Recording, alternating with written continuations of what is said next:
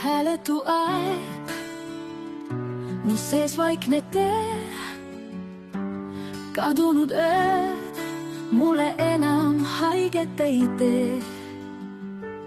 Tules mu mõtted vaikivad veel, kannavad unistust, mis alles on veel, mis alles on veel.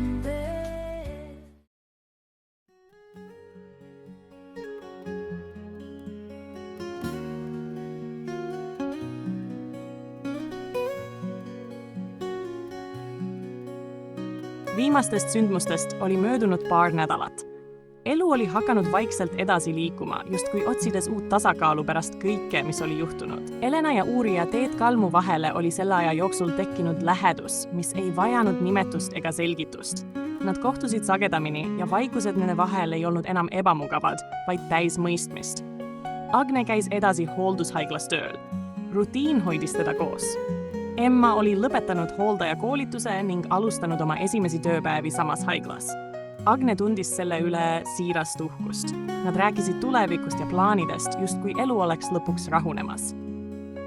Ka Agne ja Hanno suhe oli jõudnud punkti, kus koos elama hakkamine tundus loomulik samm. Agne oleks jätnud oma linnamaja Emmale ning kolinud Hanno juurde. Kõik näis korraks paigas olevat, kuni selle hommikuni. Telefonikõne politseist muutis kõik. Emma oli jäänud auto alla ja suri teel haiglasse. Agne ei suutnud seda esimesel hetkel mõista. Telefon libises lauale ja maailm justkui seiskus. Elena märkas kohe, et midagi on juhtunud. Ta ei küsinud palju, ta pani lihtsalt käe Agne õlale ja jäi sinna. Vaikus nende vahel oli raske, kuid hoidev. Uurimine algas kiiresti. Auto leiti varastatuna. Juht oli põgenenud. Peagi jõuti Dmitrini, Emma endise elukaaslaseni. Tõendid kuhjusid ning Dmitri tunnistas. Ta väitis, et ei tahtnud tappa, vaid vigastada. See ei muutnud lõpptulemust. Lahkamine tõi ilmsiks, et Emma oli 4. kuud rase. Agne kohtus Eveliniga, Emma emaga. Vestlus oli vaoshoitud, kuid sügav.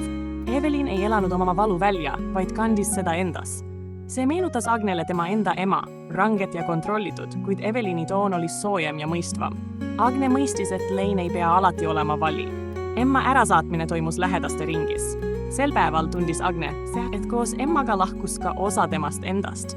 Vastamata küsimused ja võimalused, mida enam ei olnud. Pärast matuseid naasis Agne Elena juurde.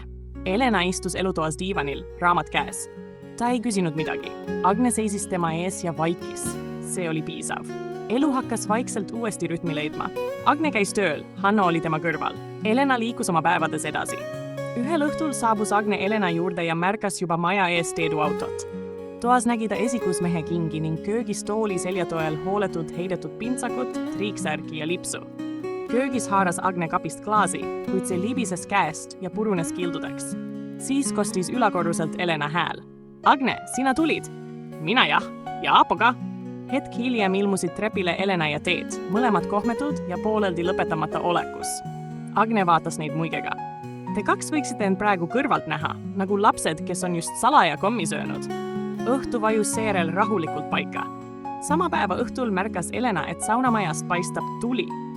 Ta leidis eest Säsili, kes ahju küttis. Oskari ema Valentina oli neil külas olnud ja oma pideva õpetamise ning kontrollimisega Säsili viimase piirini viinud. Ämm on liiga leebelt öeldud, ütles Säsil kibedalt. See on 82-aastane nõid. Majja tagasi jõudes rääkis Elena Agnele toimunust. Agne kuulas ja ütles rahulikult. Säsil tuli siia toetust otsima. Ta ei tule seda kunagi otse küsima. Aga see, et ta tuli siia sauna kütma, ütleb juba kõik. Nad otsustasid minna sauna kolmekesi. Saunas räägiti elust ja ebaõiglusest. Ebaõiglane on see, pahvatas Säsil. Säsil, ütles Agne vaikselt, kuid mõistvalt. Jutt kandus Oskari peale ja sellele, kuidas mees ei lasknud end ema manipulatsioonidest kõigutada. Säsil rääkis, kuidas Valentina püüdis isegi Oskari riiete ja sokkide üle kontrolli haarata. Agne muigas ja vaatas Elenale otsa. Kas sa mõtled praegu sellele, kuidas sina teedusokke triigid? Seda ma tahaks näha, naeris Säsil. Naer, mis sellele järgnes, oli vabastav. Järgmisel päeval sõitis Elena tööle.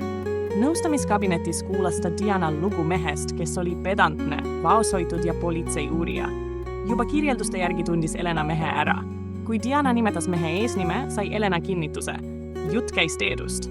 Ta ei näidanud seda välja, kuid mõtted ei andnud enam rahu. Õhtul rääkis Elena Agnele kõik ära. Agne kuulas, ei hinnanud, oli lihtsalt olemas. Sama päeva jooksul käisid Agne ja Hanno piknikul. Jõe ääres, teki peal istudes tundis Agne, et kuigi elu oli olnud halastamatu, oskas ta siiski veel olla kohal. Naerda, hingata. Õhtu saabus vaikselt. Elena lamas voodis, raamat süles. Mõtted rahunesid. Kõike ei pidanud täna lahendama. Ja kuskil selle vaikuse sees hakkas uus peatükk vaikselt kuju võtma. Jätkub.